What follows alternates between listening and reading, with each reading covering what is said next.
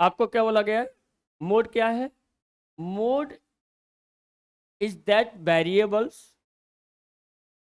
और value which comes in maximum time in a series or which have maximum frequency.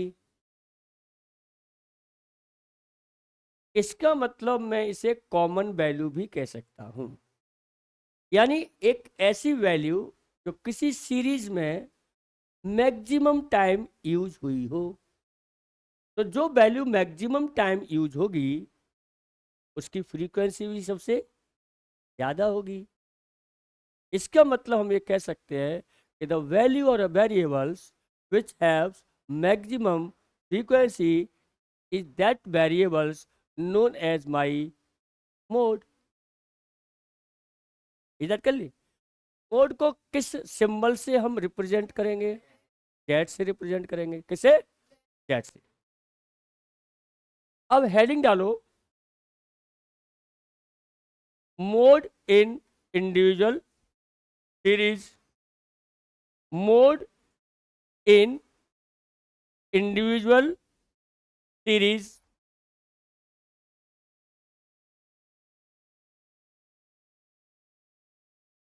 Dash करके लिखिए।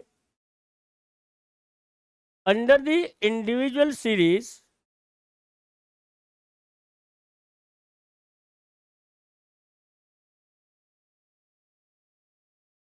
mode can be calculate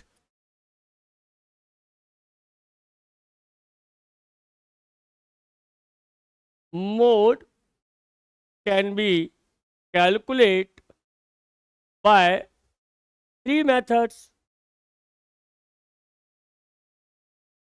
ये वही three methods हैं जो मैंने आपको ऊपर दिखाए हैं। इसका मतलब क्या सर, ये तीनों मेथड तीनों सीरीज में इंप्लीमेंट होंगे? Answer is yes. पहला मेथड क्या था? तो पहले तो तीनों नाम कॉपी पेस्ट करो। पहला था बाय ऑब्जर्वेशन मेथड, मैं लिखा रहा हूं। पहला क्या लिख लिया? बाय। नंबर दो, अभी लिखो, मैं लिखाऊंगा, थोड़ा सा नाम चेंज करूंगा उसका। By converting individual series into क्या? Discrete series. By converting individual series into क्या? Discrete series. नंबर तीन, with the help of mean and क्या? मीडियन, या by mean and median.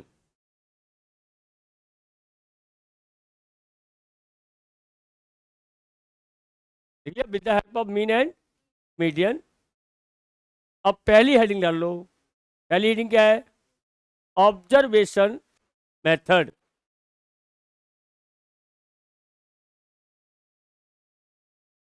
Observation method.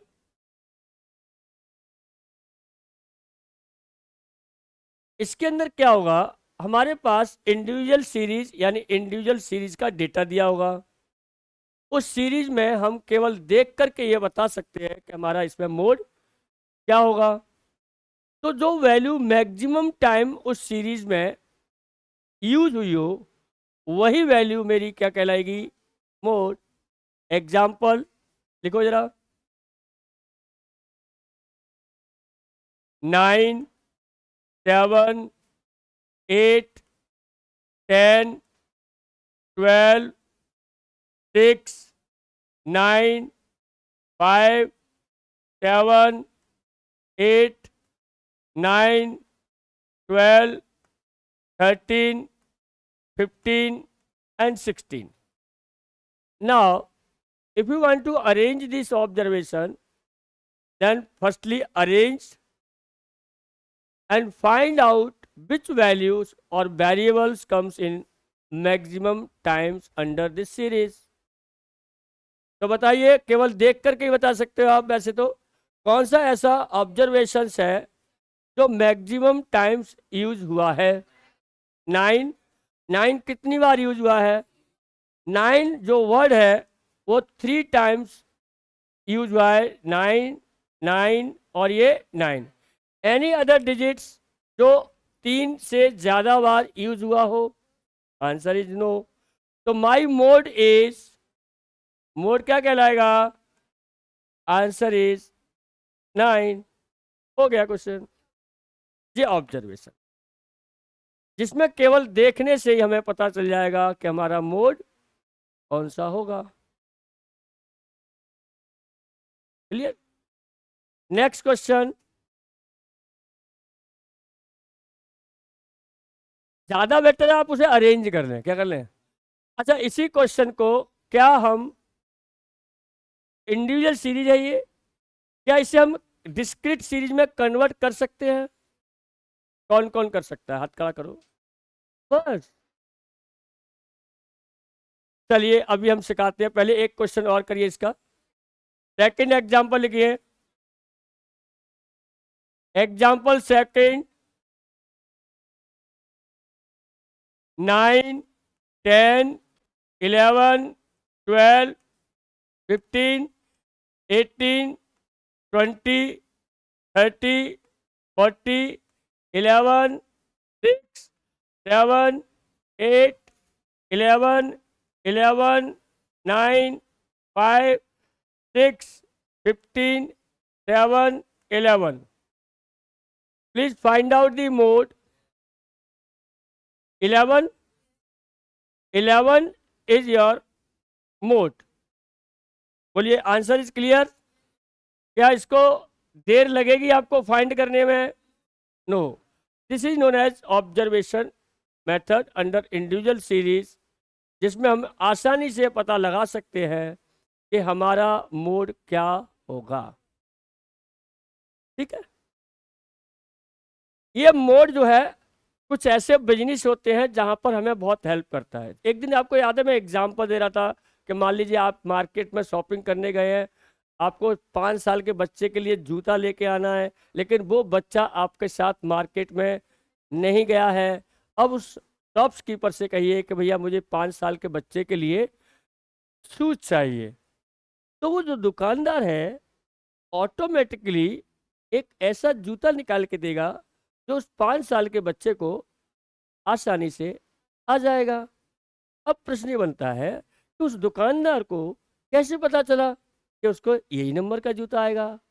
इसका हमने पहले वैल्यूएशन कर लिया है, यानी 5 साल के बच्चों को हमने पहले इकट्ठा कर लिया होगा, उन सबको जूते पहना पहना के देखे होंगे, फिर पता चला कि 5 नंबर का जूता 5 साल के बच्चे के लिए एकदम फिट आता है।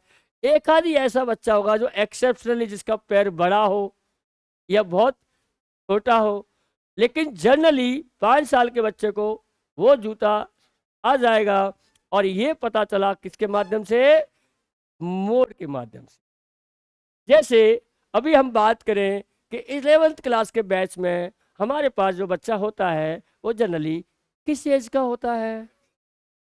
16 टू, ज्यादातर बच्चा कौन सी एज का होगा? चेक कर लेते हैं, यहीं से चेक कर लेते हैं। 60 एज बोलो।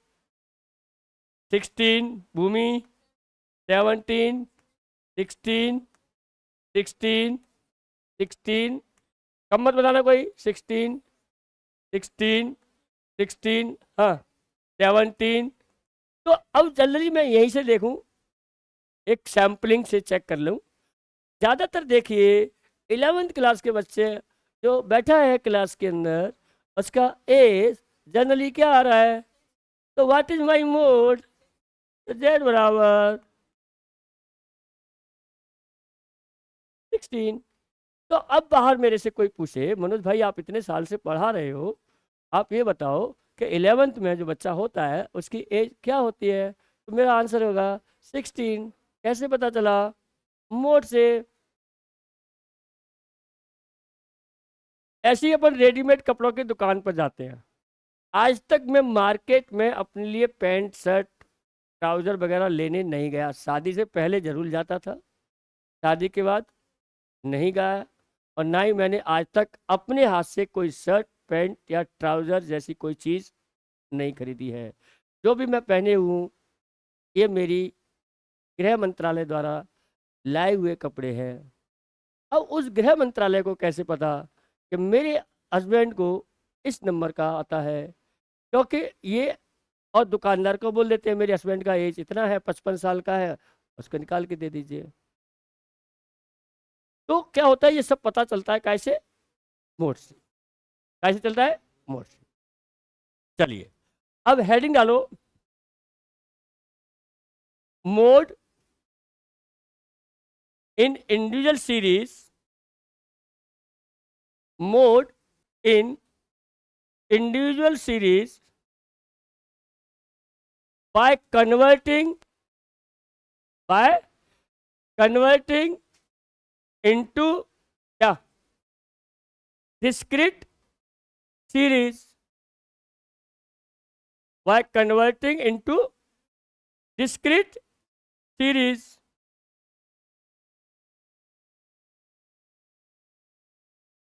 चलिए हम इस एग्जाम्पल को ले लेते हैं।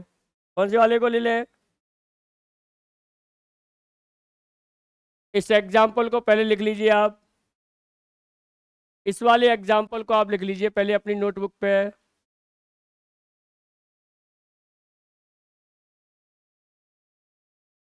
हम्म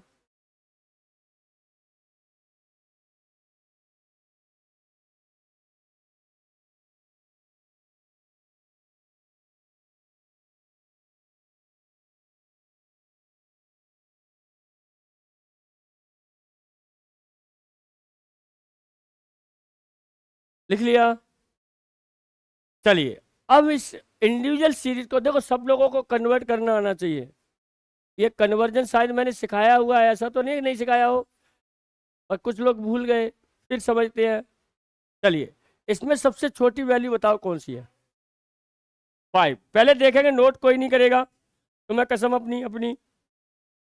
चलिए सबसे छोटी वैल्यू बोलो। यहाँ मैं ले लेता हूँ साइज या आइटम्स, और यहाँ लूंगा मैं फ्रीक्वेंसी। क्या लूंगा?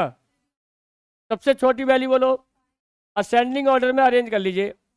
एक वैल्यू को यहाँ एक ही बार लिखना है। 5 6 7 है, फिर 8 भी है, 9 10 11 12 15 15 और 18 20 30 40।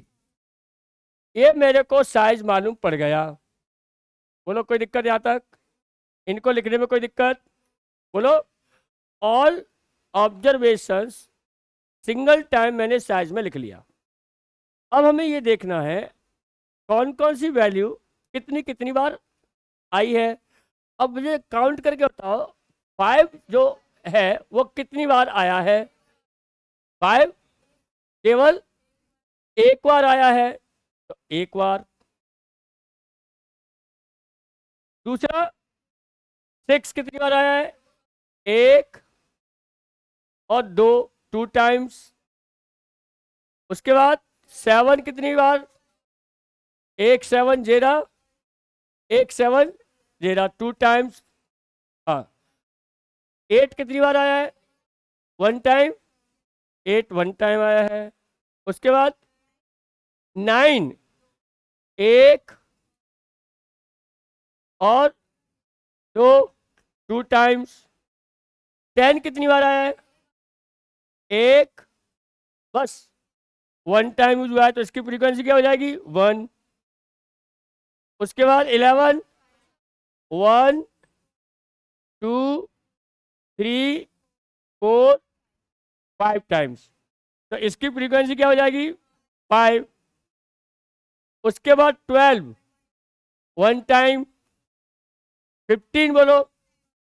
1 2 2 टाइम्स। और 18 बोलो है 1 टाइम। कहाँ है मेरा 18? 13 1 टाइम।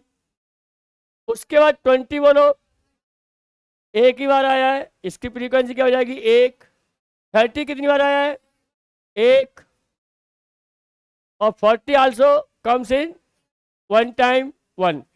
देखो क्या सारी वैल्यू आ गई, आ गई या नहीं आ गई? अब ये देख के बताओ कौन सी वैल्यू की फ्रीक्वेंसी सबसे ज्यादा है। तो my mode is what? Highest frequency is 5 of 11. So my mode is 11. तो मैंने मीनिंग में क्या लिखा है? The value which comes in maximum time in a series और which have the highest frequency is known as my. तो जिस observation का हाईएस्ट फ्रीक्वेंसी होगी वही वैल्यू मेरी कहलाएगी। और ये फ्रीक्वेंसी का टोटल कितने के बराबर होगा? नंबर ऑफ ऑब्जर्व, काउंट करिए, 1 2 3 4 5 6 7 8 9 10 11 12 13 14 15 16 17 18 19। गिन लीजिए। अब यहाँ टोटल लगा के देखो 21 आ रहा है क्या? एक और दो तीन, तीन दो पाँच, 6 और 2 9 आ गया। सही है। क्या आपको इंडिविजुअल सीरीज में ऑब्जर्वेशन से क्लियर हुआ? तो ऑब्जर्वेशन में आप क्या चेक कर रहे हैं कि जो वैल्यू सबसे ज़्यादा बार उस सीरीज में आई होगी वो क्या हो जाएगी मेरी? क्या इंडिविजुअल सीरीज को डिस्क्रीट सीरीज में कन्वर्ट करके मोड निकालना आ गया? जिसकी फ्रीक्वेंसी सबसे ज़्यादा आएगी वही वैल्यू मेरी क्या कहलाएगी? मोड कहलाएगी। क्लियर? कभी कभी ऐसा भी तो हो सकता है कि दो वैल्यू बराबर यूज हुई हो तो आपके दो मोड हो जाएंगे। कितने हो जाएंगे? तो कभी कभी दुकानदार कहता है बहन जी एक काम करो, ये 5 नंबर का भी जूता ले जाओ और 6 नंबर का भी ले जाओ, जो जूता बच्चे को आ जाए वो रख लेना और बाकी एक को वापस कर देना। जैसे अगर मेरे से पूछे कि सर 11th क्लास में बच्चों का एज क्या होता है, मैं क्या बोलूँगा? 2 डिजिट बोलूँगा, 16 एंड 17। क्योंकि यहाँ कुछ 16 के भी बैठे हैं और कुछ एक हाथ 15 का भी हो सकता है। वैसे भी हंस रही है। हम्म? कितने लोग हैं 15 के? 1 2 3। मुझे तो लगता है इनका भी जन्म ही नहीं हुआ है। यस। क्लियर? अब आप क्वेश्चन दे रहा हूं मैं आपको, दोनों तरीके से आप सॉल्व करेंगे। ठीक है, लिखिए क्वेश्चन। टाइम हो गया यार। है? अच्छा नोट ही नहीं कर पाया, सॉरी। प्लीज नोट कीजिए, पहले नोट करना जरूरी है।